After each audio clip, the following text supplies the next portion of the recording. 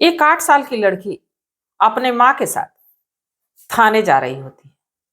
बाकी जैसे जैसे वो थाने के नजदीक पहुंच रही थी, किसी भी दाढ़ी वाले व्यक्ति को देख के अपनी माँ के पास उसको जोर से पकड़ लेती, या किसी बाइक वाले को देखती तो अपने माँ को कस के पकड़ती, उसके हाथ को कस के पकड़ती। जैसे ही उसकी माँ थाने के भीतर पहुंचती है, वैसे ही वहां एक दाढ़ी वाला व्यक्ति उस लड़की को दिखता है, और जब वो व्यक्ति दिखता है तो जो लड़की होती है अपनी माँ के गोद में समा जाती है, और ऐसा वो डरती है जैसे कि वो दाढ़ी वाला व्यक्ति उससे कुछ करने वाला है, उसके साथ कुछ ऐसा हुआ रहता है।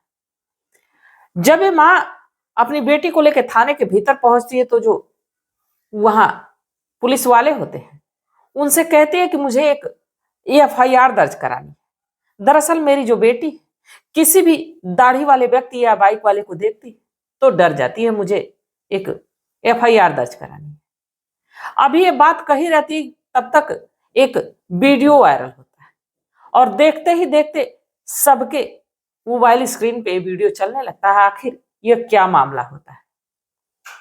जब इस मामले का खुलासा होता है तो वाकई चौंकाने वाला होता है। तो ये मामला क्या था, इसको जानने के लिए, इसको समझने के लिए हमारे साथ वीडियो में अंत तक बने रहिएगा। नमस्कार, मैं सावित्री यादव यस के क्राइम सफर में आप सभी का स्वागत करती हूँ। उम्मीद है यस के क्राइम सफर की सारी फैमिली अच्छी होगी, अपना ख्याल रख रही होगी। आज मैं जिस सच्ची घटना को लेकर आप लोगों के बीच हाजिर हुई, बेहद हैरान कर देने वाली, बेहद परेशान कर देने वाली है, और इसको सुनने के बाद आप भी थोड़ी देर के लिए सोचने पर मजबूर हो जाएंगे कि हमारे समाज में कैसे कैसे जो कि विकृति सोच वाले लोग रहते हैं। तो दरअसल मैं इस घटना की शुरुआत करूं उससे पहले जितने भी हमारे भाई बहन चैनल पे नए आए हैं उनसे एक ही गुजारिश है, एक ही रिक्वेस्ट है कि चैनल को सब्सक्राइब कर लीजिए, घटना को ज्यादा से ज्यादा शेयर करिएगा। और इस घटना को सुनाने का मेरा उद्देश्य ये नहीं है कि किसी की भावनाओं को ठेस पहुंचाया जाए, किसी को आहत किया जाए, बल्कि बस इसलिए कि लोगों को जागरूक किया जाए, लोगों को सचेत किया जाए। मैं बात कर रही हूँ उत्तर प्रदेश का एक जिला लगता है कानपुर सिटी, और इसी कानपुर सिटी का एक मोहल्ला लगता है ग्वालटोली। इसी ग्वालटोली में 9 अगस्त शाम के लगभग 7 बजे एक लड़की जो कि अपने ही घर के बाहर घूम रही होती है, खेल रही होती है, तभी वहां से एक व्यक्ति गुजरता है जिसका नाम मौलाना मुख्तार, जिसकी उम्र लगभग 70 साल। और इस मौलाना मुख्तार को उस इलाके के लोग जो कि चच्चा मुख्तार भी बोलते थे। इसकी जो कि एक लंबी सी दाढ़ी भी रहती है, एक आंख खराब रहती है, और दूसरा कि 5 वक्त का नमाजी रहता है, इसलिए उस इलाके के लोग बड़े इसको अदब से बात करते और बड़े ही अदब से इसके साथ पेश आते। ये जो मौलाना रहता है ये रात के लगभग 9 बजे एक पान की दुकान पे जाता है और वहां से कुछ चॉकलेट लेता है, अपने पैकेट में डालता है, और फिर उस दुकान से निकलता है और इसी रास्ते से होके जाता है जो कि लड़की अपने घर के बाहर खेल रही होती है, 8 साल की बच्ची। अब जैसे उस लड़की के पास पहुंचता है उसको चॉकलेट देता है। लड़की चॉकलेट लेते ही खाने लगती है। अब उस इलाके का जो मौलाना होता है, जो चच्चा होता है, लगभग बूढ़े जवान बच्चे सब जानते हैं। अब लड़की जैसे चॉकलेट खाने लगती है तो जो मौलाना है उस लड़की से कहता है कि ऐसा कि ऐसी चॉकलेट मेरे घर के बहुत सारी रखी, अगर जो तुम चाहो तो चलो मैं तुम्हें ढेर सारी चॉकलेट दूंगा। इसके बाद ये मौलाना जो दाढ़ी वाला व्यक्ति रहता है इस लड़की को लेके अपने घर जाता है। अब जब घर जाता है तो पहले घर का दरवाजा बंद करता है, इसके बाद अपने कपड़े उतारता है, फिर एक एक करके इसे लड़की का कपड़ा उतारता है। बाकी जब इस लड़की का कपड़ा उतारता है तो इस लड़की के साथ गलत करने की कोशिश करता है। इस चीज का लड़की विरोध भी करती है, बाकी वो मानता नहीं। उस लड़की के साथ उसके मुंह में कपड़ा ठूसता है और उसके साथ गलत करने की कोशिश करता है। तभी दरवाजे पे जोरदार धड़ाका होता है, जैसे कि किसी ने दरवाजे पे जोर से किसी चीज से मारा हो। दरवाजा एक बार खुलता है और दरवाजे के भीतर एक के बाद एक सैकड़ों लोग उस घर में घुस जाते हैं।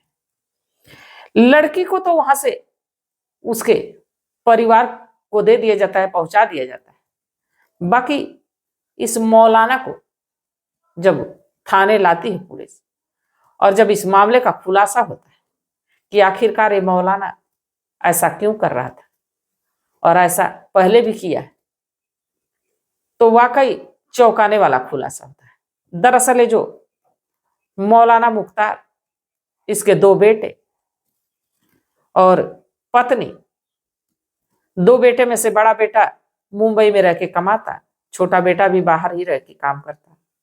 घर में पत्नी जो कि कई दिनों पहले मायके गई रहती दवा लेने, और इस घर में दूसरी मंजिल पे 3 औरतें अभी भी मौजूद रहती हैं, जिनमें की एक बहू, पोती और बेटी।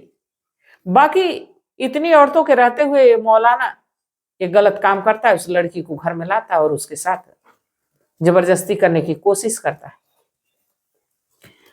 जब ये मौलाना थाने पकड़ के गया तो ये खुलासा हुआ कि एक नहीं बल्कि ये कई लड़कियों के साथ ऐसा किया है और कई लड़कियों के साथ ही रेप किया है, और ये मामला सिद्ध नहीं हो पा रहा था। किसी के पास ना ही कोई सबूत था, ना ही कोई सुराग था। इसलिए आज एक षड्यंत्र बनता है, एक साजिश होती है। जब ये चॉकलेट लेने के लिए जाता है तो जो दुकान वाला रहता है उसी इलाके के एक व्यक्ति के मोबाइल पे फोन करता है कि मौलाना ने चॉकलेट ले ली। इसके बाद अब वो व्यक्ति उसके पीछे लग जाता है। मौलाना जैसे ही लड़की को लेकर घर के भीतर घुसता है, वैसे ही अब वो खिड़की पे जाता है और इस मौलाना की नजर बचा के उस मोबाइल फोन से वीडियो को बनाता है। और अब मौलाना जैसे ही अपने कपड़े को उतारता है, उस लड़की के कपड़े को उतारता है, उसके साथ गलत हरकत करने की कोशिश करता है, उतने में ही दरवाजा धड़ाम से होता है, दरवाजा खुलता है। मौलाना तो गिरफ्तार होता है।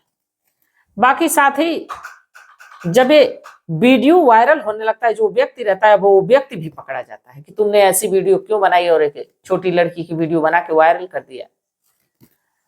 तो बताता कि मैंने इसलिए वीडियो बनाया कि ना हम लोगों के पास कोई सबूत था इस मौलाना के खिलाफ, ना ही कोई सुराग था, और ना कोई मानने के लिए तैयार था कि ये जो चच्चा मुख्तार है ये ऐसा कर रहा है।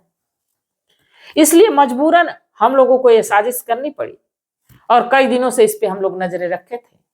जैसे ही वहां से निकलता है, इसके बाद हम लोग पीछे लग जाते हैं, इसकी वीडियो बनाते हैं। तो इनको तो जो वीडियो बनाए थे उनको डांट फटकार लगाई जाती है। साथ ही इस मौलाना को जिला अदालत पेश कर इसको कड़ी से कड़ी सजा दिलवाने की मांग होती है। एक 8 साल की लड़की, क्या उसके जहन से ये बात कभी दिमाग से जा सकती है कि उसके साथ एक मौलाना ने कैसे क्या करने की कोशिश की। जब भी कोई दाढ़ी वाले को देखती थी तो सहम जाती थी, कोई गाड़ी वाले को देखती थी तो सहम जाती थी, क्योंकि जब वो नग्न अवस्था में थी और लोगों की भीड़ जब इकट्ठा हुई तो उसको भी समझ नहीं आया कि ये मौलाना मेरे साथ करने वाला क्या था और इतनी भीड़ इकट्ठा घर के अंदर क्यों घुस गई। अब इस नजारे को देख के वो सहम सी गई थी, डर सी गई थी। क्या कभी उसके जहन से ये बात जा सकती? क्या वो अपनी पूरी जिंदगी ऐसे ही डरती रहेगी?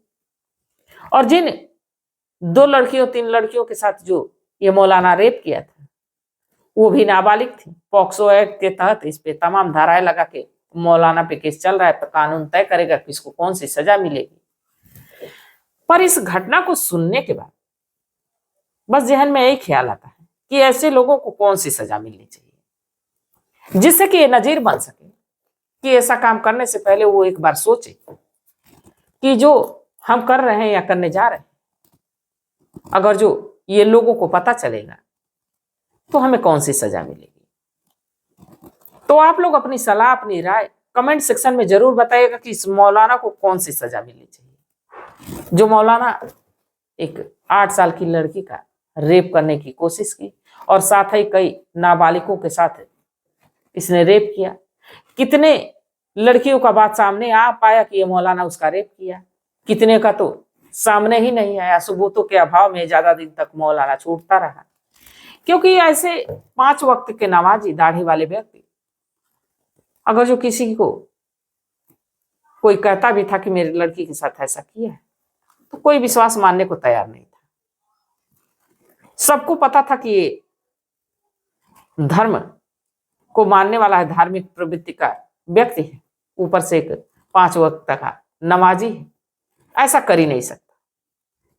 पर किसी के चेहरे पर नहीं लिखा होता है कि वो गलत है या सही है, तो इसलिए किसी की बात को नजरअंदाज नहीं करना चाहिए, उसको गंभीरता से सुनना चाहिए। शायद ये घटना पहले ही सुलझ सकती थी और मौलाना को पहले ही रोका जा सकता था, पर किसी ने भरोसा नहीं किया, विश्वास नहीं किया।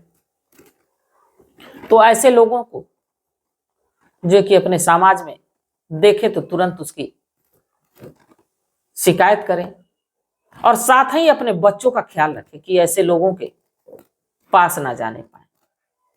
तो तब तक आप लोग अपना ख्याल रखिए, अपने परिवार का ख्याल रखिए, बाल बच्चों का ख्याल रखिए। मिलते हैं कल एक नई वीडियो के साथ, तब तक के लिए जय हिंद, जय भारत।